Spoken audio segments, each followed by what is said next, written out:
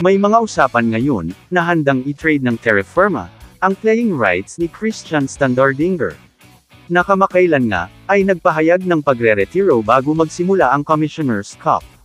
Dahil parang ayaw niya maglaro para sa Terra Firma. Noong nakaraang Governor's Cup nga, ay iilang games lang ang nailaro nito sa Jeep. At lumabas nga sa kampo ng Terra Firma na handa nang i-trade si Christian. Kung matatandaan, ay ang TNT Tropang Giga ang interesado na makuha ang serbisyo ni Standardinger. Na noon sana ay ang pang-offer nila ay si Mikey Williams. Ngayong napabalita at nabuhay muli ang usapin, maaari kayang gumawa ng hakbang ang TNT upang mapabalik sa PBA si Christian Standardinger. Ngunit may isang team pa rin na gustong makuha ang serbisyo ni Christian Standardinger. Ito ay ang Magnolia Hotshots, isa sa mga SMC team na hindi pa napupuntahan ni Standardinger. Sa usaping ito, maari nga nilang mapabalik sa PBA si Christian Standardinger. Dahil alam natin na may ibubuga pa ito. At nasa kalakasan pa ng paglalaro. Dalawang kampo lang ang pamimilian nitong si Standardinger.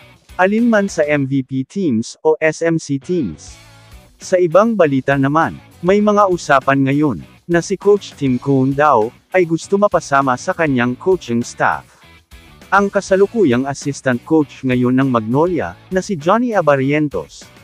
Ito'y upang mas mag-abayan daw ni Johnny A. ang kanyang pamangkin, na kasalukuyang nasa Hinebra na si RJ Abarrientos. Matatanda ang minsan ng naging head coach ng Pure Foods franchise itong si Coach Tim Cone.